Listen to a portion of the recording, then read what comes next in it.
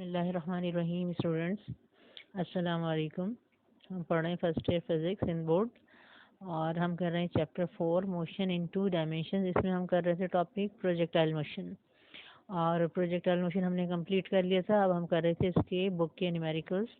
तो आज हम लेक्चर 6 में करेंगे बुक के न्यूमेरिकल्स नंबर 4, 6, 7 एंड 8।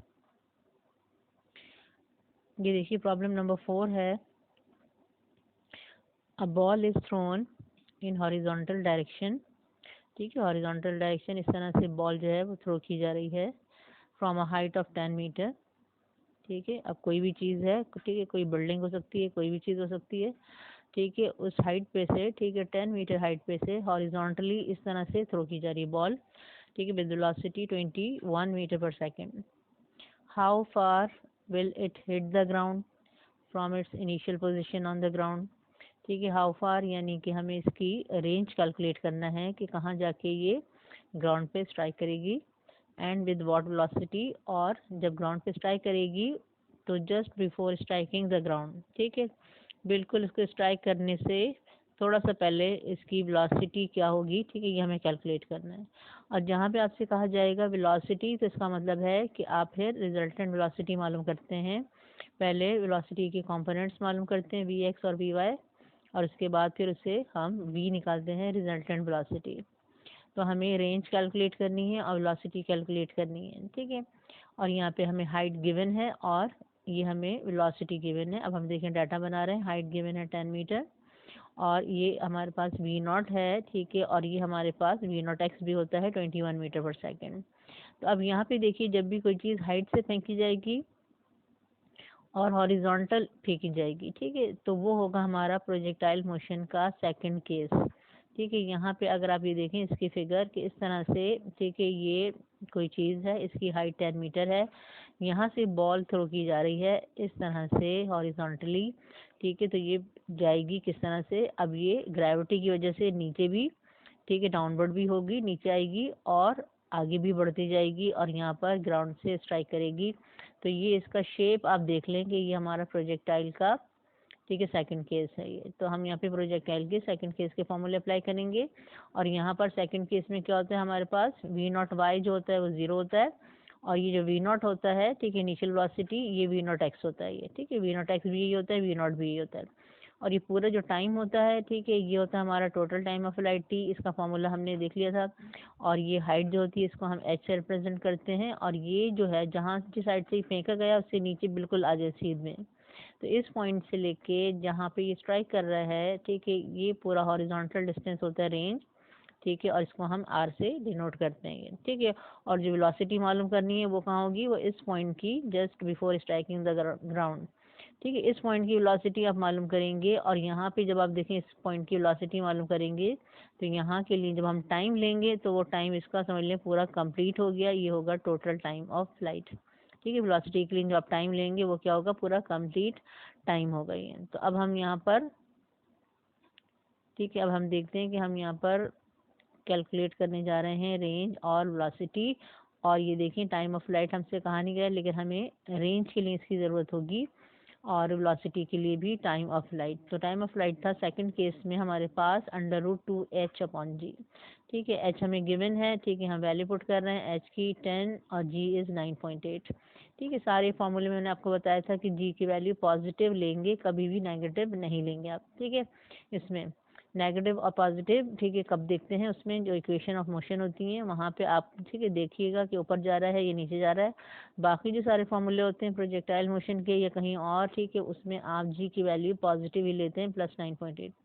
तो अभी देखिए 2 को 10 से मैंने मल्टीप्लाई किया, फिर 9.8 से डिवाइड किया और फिर जो आंसर आया उसका मैंने स्क्वायर रूट ले लिया, तो मेरे पास, ठीक है, डायरेक्ट आंसर आ गया 1.428। यानी आप एक स्टेप में इसको कैलकुलेट करके आंसर लिख सकते हैं। यहाँ इसका यूनिट क्या है, सेकंड, मैंने इसको राउंड ऑफ किया है 1.43। ठीक है, आ रहा है हमारे पास टाइम ऑफ फ्लाइट। अब देखें रेंज का फॉर्मूला हम कौन सा अप्लाई करेंगे, जो सेकंड केस का था।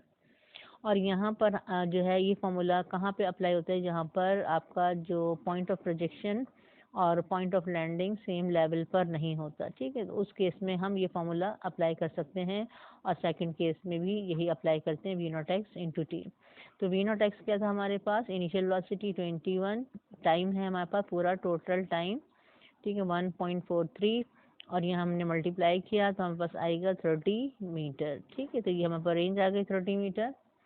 और यहाँ पर अब हमारे वेलोसिटी के पहले हम कंपोनेंट्स मालूम करेंगे, ठीक है। हॉरिजॉन्टल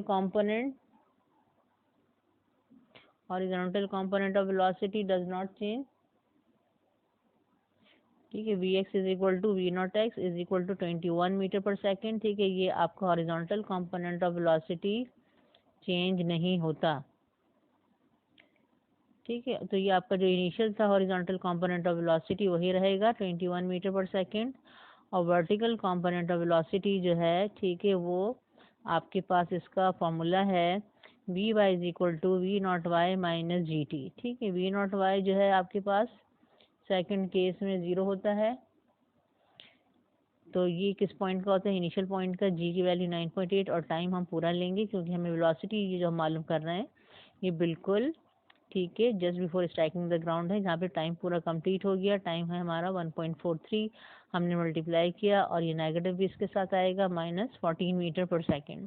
तो ये वर्टिकल कंपोनेंट ऑफ वेलोसिटी आया। अब इन दोनों से हम रिजल्टेंट वेलोसिटी कैलकुलेट करेंगे जिसका फॉर्मूला होता है हमारे पास, ये हम देख चुके हैं जब हमने, ठीक है, टॉपिक पढ़ा था, v is equal to under root v x square plus v y square, ठीक है। वी एक्स की वैल्यू पुट की 21, वी वाई की वैल्यू पुट की -14, दोनों का स्क्वायर लिया मैंने, फिर ऐड किया मैंने, ठीक है। आप एक साथ कर सकते हैं, ये आंसर आएगा।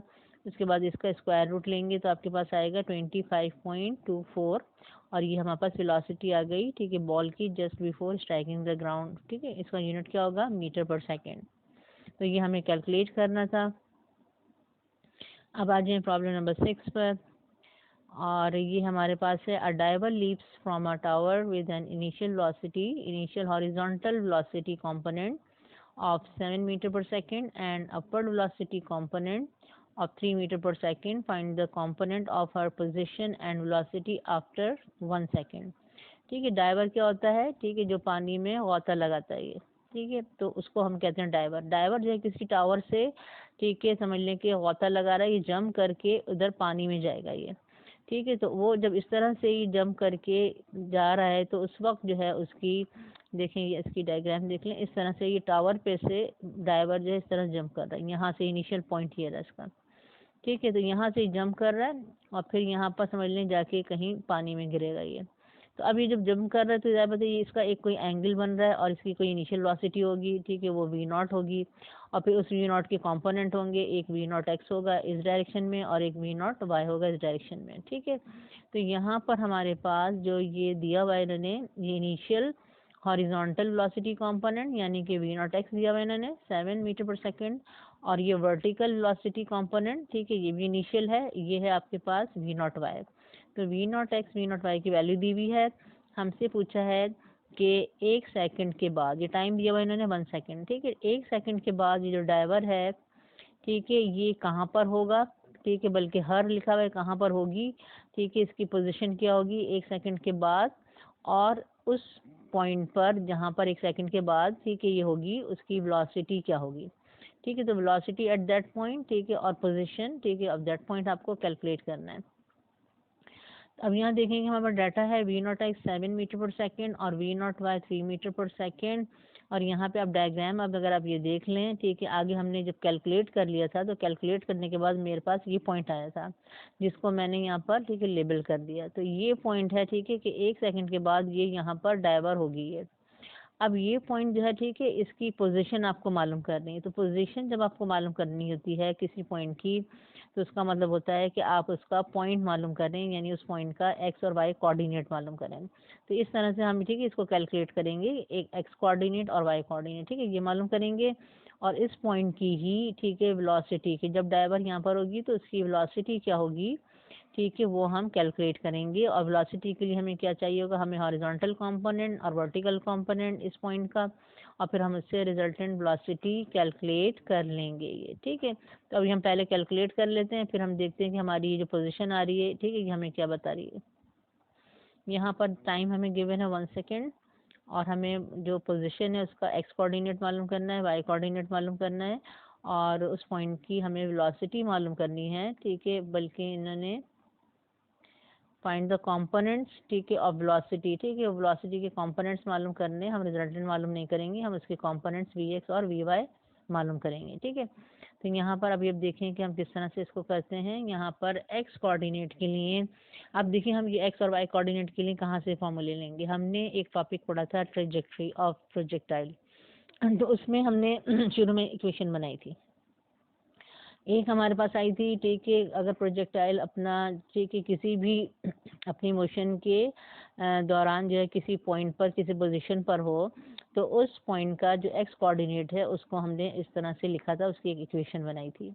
इसी तरह से उसके वाई कोऑर्डिनेट की भी हमने इक्वेशन बनाई थी। अब वो जो इक्वेशन होती है, ठीक है, वो हम यूज़ कर सकते हैं, ठीक है, पोजीशन के लिए, ठीक है, एक्स और वाई की जो आपने इक्वेशन बनाई थी वो यहाँ पर हम यूज़ करेंगे। तो एक्स कोऑर्डिनेट के लिए देखिए हम ये ले रहे हैं x is equal to v naught x t, ठीक है, और ये टाइम, क्योंकि ज़ाहिर बात है ये जो बीच का कोई टाइम है ना, time to reach maximum height है, ना टाइम ऑफ फ्लाइट है, ठीक है, तो यहाँ पे हम इसको स्मॉल टी से रिप्रेजेंट करेंगे। तो वी नॉट एक्स हमें गिवन है 7, ठीक है, और टाइम हमें गिवन है 1, ठीक है, तो यहाँ पे हमने मल्टीप्लाई किया, यानी एक्स आ गया हमारा उस पोजीशन का, ठीक है, जहाँ पर 1 सेकंड बाद डाइवर होगी, वो उसका एक्स कोऑर्डिनेट आ गया 7 मीटर, ठीक है। उसके बाद हम वाई कोऑर्डिनेट की भी हमने ये इक्वेशन बनाई थी, ठीक है, ट्रेजेक्ट्री का टॉपिक आप देख लीजिएगा, ठीक है, हमारे पास लेक्चर में पीछे, और y is equal to v naught y t minus half g t square, ये इक्वेशन थी हमारी, ठीक है, y की। यहाँ पे अब आप वैल्यूज पुट करेंगे तो y कोऑर्डिनेट आ जाएगा, और यहाँ पे देखें वी नॉट वाई जो है हमें गिवन है 3, और टाइम हमें गिवन है 1, g इज 9.8, टाइम हमें पर 1, ठीक है। हम इसको सॉल्व करेंगे, 313 और 9.8 को मैंने 2 से डिवाइड किया 4.9, और 1 स्क्वायर का 1 होगा, 1 से मल्टीप्लाई करके ये रहेगा 4.9। अब 3 में से माइनस करेंगे अब 4.9, तो आपके पास आएगा -1.9। तो y कोऑर्डिनेट आपके पास नेगेटिव आ रहा है -1.9 मीटर, तो पोजीशन ये आ रही है जिस पॉइंट पर है ये 7 और -1.9, ठीक है। अब ये यहाँ पे देख लें पीछे फिगर में कि 7 और 1.9 कहाँ लाई करेगा। देखें डाइवर ने यहाँ से स्टार्ट किया है, ठीक है, तो ये ओरिजिन होगा, तो यहीं से हमें एक्सेस बनाने होते हैं, यहाँ से हम हॉरिजॉन्टल लाइन बनाएंगे, ये एक्स एक्सेस होगा, और ये हम जो वर्टिकल लाइन बनाएंगे ये वाई एक्सेस होगा, ठीक है।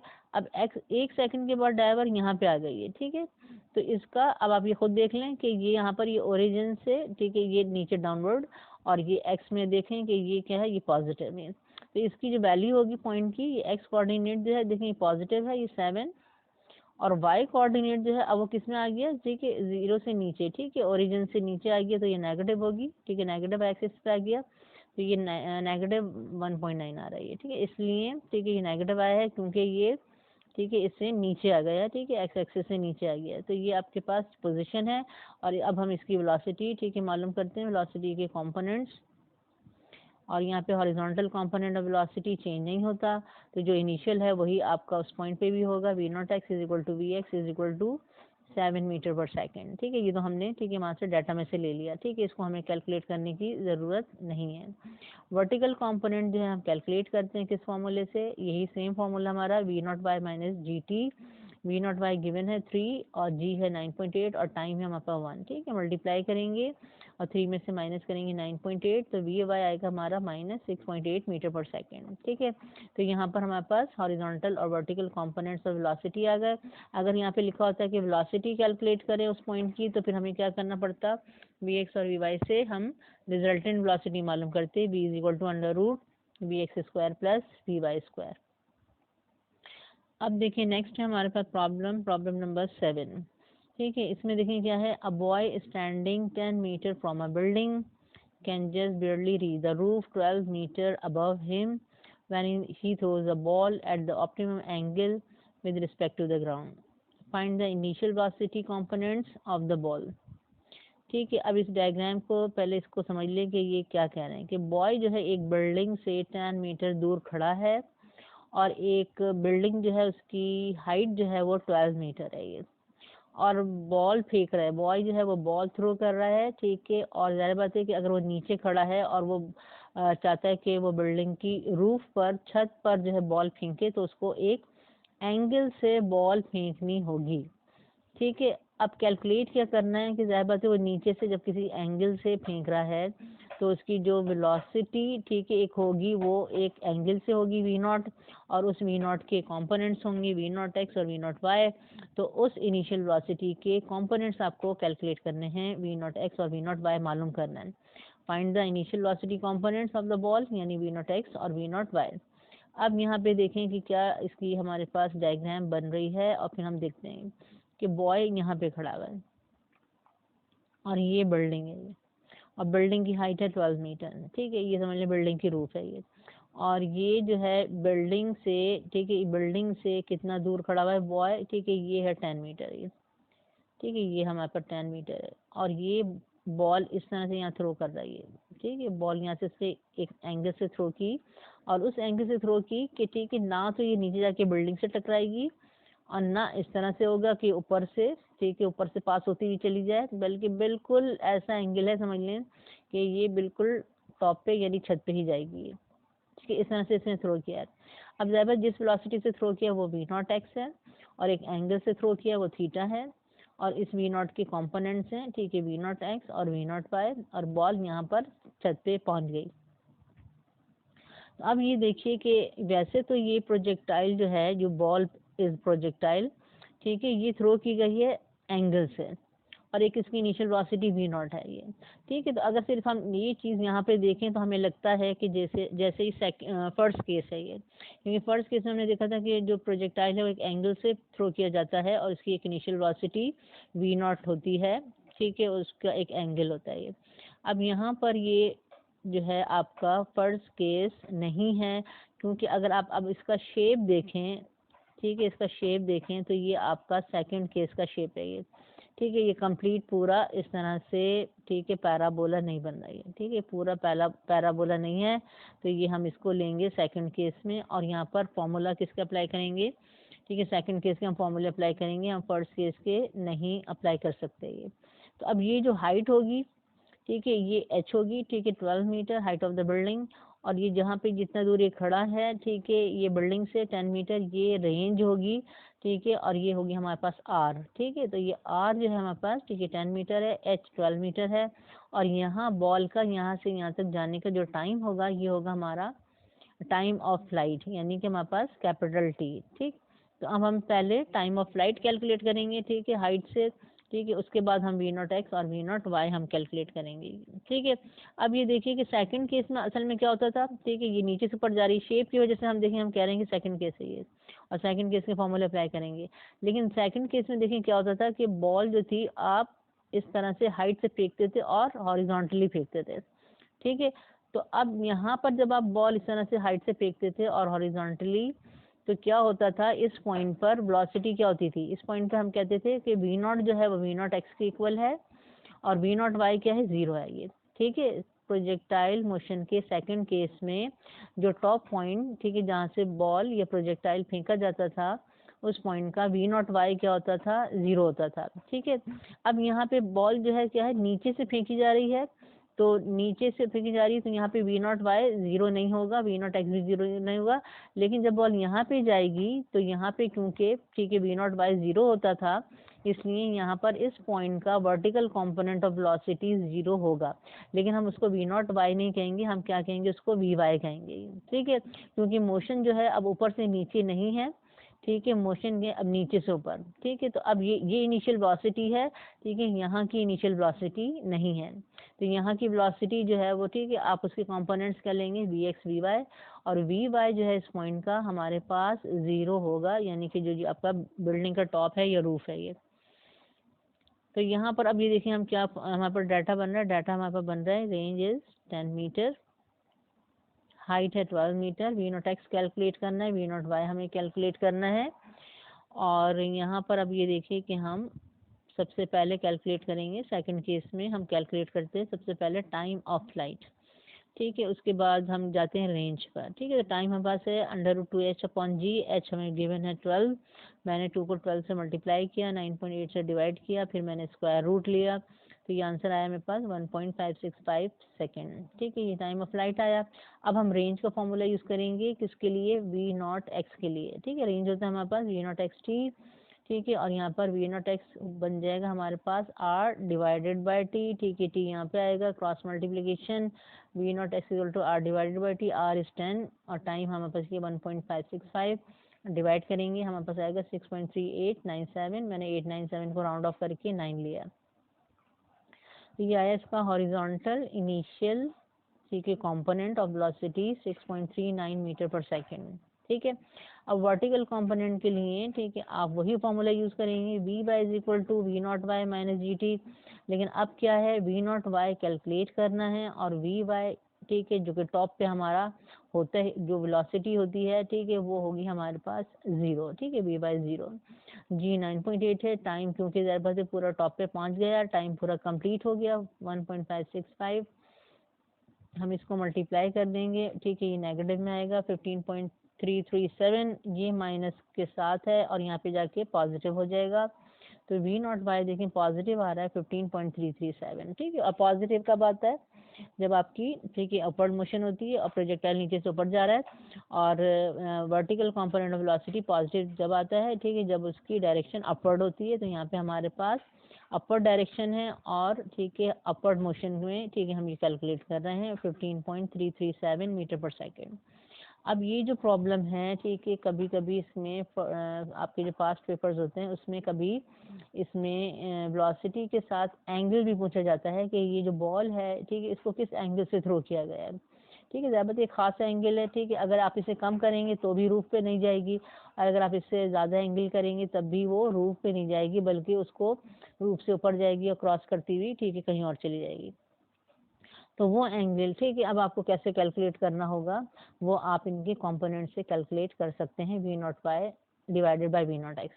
अब देखें वी नॉट वाई की वैल्यू क्या होती है, वी नॉट साइन थीटा, और वी नॉट एक्स की वैल्यू क्या होती है, वी नॉट कॉस थीटा, और यहाँ पे वी नॉट कैंसिल हो जाएगा, और sine theta upon cos theta क्या बन जाएगा, टेन थीटा टेंजेंट थीटा। और यहाँ पर हम वी नॉट वाई और वी नॉट एक्स की वैल्यू पुट कर देंगे जो अभी हमने कैलकुलेट किए हैं, ठीक है। तो यहाँ पर मैंने वी नॉट वाई की वैल्यू पुट की, यहाँ पे मैंने वी नॉट एक्स की वैल्यू पुट की, sine theta divide by cos theta tan theta, यहाँ पे मैंने डिवाइड किया, ठीक है, मेरे पास क्या है 2.4, यानी tan theta is equal to 2.4, ठीक है। अब थीटा के लिए क्या करना होता है हमें, ये टेन हो या साइन हो या कॉस हो, आप यहाँ पे लेके जाते हैं, इन्वर्स हो जाता है, टेन इनवर्स 2.4, ठीक है। आप टेन इनवर्स देखेंगे, ठीक है, शिफ्ट के बाद 10 प्रेस करेंगे, उसके बाद लिखेंगे 2.4, ठीक है, एंगल आ जाएगा आपके पास 67.38। तो इस एंगल से बॉल को, ठीक है, थ्रो किया गया है, ठीक है, कि बॉल जो है रूफ तक, ठीक है, पहुंच गई है, थीटा इज इक्वल टू 67.38, ठीक है। आपकी बुक में जो न्यूमेरिकल है उसमें आपको एंगल कैलकुलेट नहीं करना है, लेकिन क्योंकि पास्ट पेपर में कभी आता है इसलिए मैंने आपको अलग से, ठीक है, ये आपको मेथड बता दिया कि किस तरह से हम एंगल कैलकुलेट करते हैं। नेक्स्ट हमारा प्रॉब्लम नंबर 8 जो है वो है, a motor shell is fired at a ground level target 500 metre distance with an initial velocity of 90 metre per second, what is its launch angle, ठीक है। अब जब भी ये इस तरह का प्रॉब्लम आता है, यानी जिसमें आपको प्रोजेक्टाइल जिस एंगल से थ्रो किया गया है वो एंगल पूछा जाता है, थीटा। तो यहाँ पर आपके पास है कि यहाँ पे बुक में तो नहीं लिखा है कि 2 एंगल्स, लेकिन यहाँ पर आपको जब एग्जाम में अगर आप देखें पास पेपर में तो आपके पास लिखा होता है what are 2 possible values of launch angles, ठीक है। तो आपको 2 एंगल कैलकुलेट करने होते हैं, और यहाँ पे भी हम क्या करेंगे, दोनों एंगल्स ही कैलकुलेट करेंगे।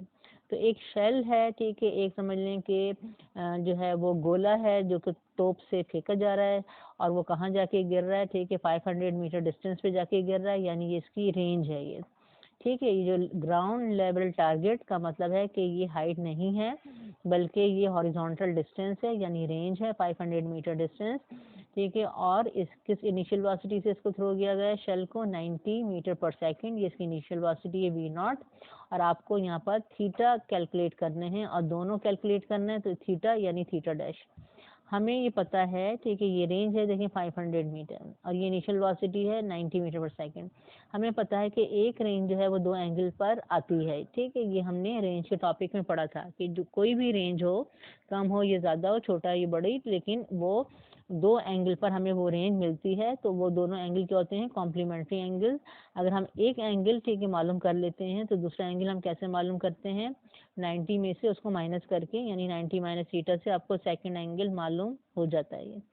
तो यहाँ पे एक देखिए, क्योंकि रेंज गिवन है तो हम रेंज का फॉर्मूला अप्लाई करेंगे। ठीक है, तो हमने रेंज का फॉर्मूला जो है यहाँ पर अप्लाई किया है। Range is given by v naught square sine 2 theta upon g. ठीक है, यहाँ पे इसकी डायग्राम देखें, हमें दो एंगल मालूम करने, थीटा भी मालूम करेंगे, थीटा डैश भी मालूम करेंगे। ठीक है, अब यहाँ पे ये देखें कि ये रेंज हमारे पास है 500 मीटर। ठीक है, वो दो एंगल पर आएगी, एक होगा हमारा थीटा, ठीक है, ये आपका समझ लें स्मॉल एंगल होगा, और दूसरा जब आप इस 90 में से थीटा माइनस करेंगे तो आपके पास ठीक है ये आएगा दूसरा एंगल, ये आपका लार्ज एंगल होगा। ठीक है, बड़ा एंगल होगा, और इस पे भी वही सेम रेंज आएगी, यानी कि 500 मीटर। ठीक है, तो ये दो एंगल आपको मालूम करने, थीटा एंड थीटा डैश। अब यहाँ पे देखें फॉर्मूला मैंने लिखा है रेंज का, और यहाँ पर ये आप देख लेंगे पूरा हमारे पास ये कौन सा केस बन रहा है, ये आपको शेप से नज़र आ रहा है, ये फर्स्ट केस है। तो यहाँ पर हम ठीक है फर्स्ट केस का फॉर्मूला अप्लाई कर रहे हैं। रेंज गिवन है हमारे पास 500 मीटर, वी नॉट है हमारे पास 90, और जी इज़ 9.8। 9.8 यहाँ जाके मल्टीप्लाई होगा, और 90 स्क्वायर यहाँ पे ठीक है डिनोमिनेटर में आएगा। ठीक है, 500 को मैंने 9.8 से मल्टीप्लाई किया और फिर 90 स्क्वायर से डिवाइड किया, तो मेरे पास आएगा 0.6049। ये आ रहा है किसके इक्वल, ठीक है साइन 2 थीटा के इक्वल आ रहा है। ठीक है, यानी sine 2 theta is equal to 0.6049।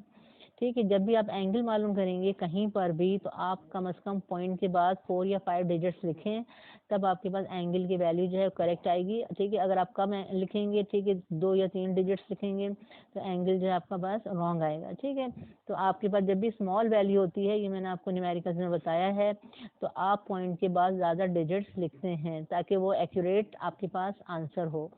अब यहाँ पर ये देखें कि जब साइन जो है, अब देखें यहाँ बीच में से यहाँ 2 पहले आके डिवाइड नहीं करेगा। ठीक है, ये मिस्टेक नहीं करना है। ये जब भी इस तरह से होगा आपके पास रेंज का फॉर्मूला और आप एंगल कैलकुलेट कर रहे होंगे, तो पहले साइन को इधर लेके जाएंगे और 2 थीटा यहीं रहेगा। ठीक है, तो साइन इधर जाएगा, साइन इनवर्स होगा, और आप साइन इनवर्स के साथ ये लिखेंगे 0.6049, तो आपके पास एंगल आ जाएगा। वो एंगल किसके इक्वल होगा, 2 थीटा के इक्वल होगा, 37.224। ठीक है, ये एंगल आ रहा है, लेकिन ये अभी थीटा नहीं आ रहा है, ये 2 थीटा आ रहा है। अब आप जो है 2 को यहाँ पे ले जाके डिवाइड करेंगे, तो आपके पास एंगल आ जाएगा 37.224 को मैंने 2 से डिवाइड किया, तो ये मेरे पास पहला एंगल आ गया जिसमें रेंज हमें मिलती है 500 मीटर, और ये आ रहा है 18.6 डिग्री। ठीक है, अब सेकंड एंगल हम कैसे कैलकुलेट करेंगे, ठीक है 90 में से इसको माइनस कर देंगे 18.6 को, तो थीटा डैश होगा 90 माइनस थीटा, यानी 90 माइनस 18.66, और आंसर आएगा हमारे पास 71.4। तो यानी कि जो 500 की जो रेंज है वो हमें दो एंगल पर मिलेगी, 18.6 पे भी मिलेगी और 71.4 पे भी। तो जब भी आपके पास एंगल कैलकुलेट करने के लिए आएगा एग्जाम में, आप दोनों एंगल कैलकुलेट करेंगे। ठीक है, आपको नहीं पता कि उनको कौन सा आंसर रिक्वायर्ड है। जिस तरह से अगर आप देखें यहाँ पे अगर ये करके छोड़ देते तो ये आपका इनकम्प्लीट होता है, क्योंकि बुक में आंसर आपके पास 18.6 नहीं लिखा, बल्कि क्या लिखा है 71.4। ठीक है, तो यहाँ पर और ज़्यादा बात है, अगर आप गोला फेंक रहे हैं तो आप जो बिल्कुल लो लेवल पर नहीं फेंकेंगे, ठीक है, बल्कि आपको थोड़ा सा हायर एंगल रखना पड़ता है। तो यहाँ पर इसीलिए उन्होंने आंसर ये लिया है 71.4। तो हमें दोनों एंगल कैलकुलेट करके बताने होते हैं। यहाँ पे हमने दोनों एंगल कैलकुलेट किए हैं 18.6 एंड 71.4।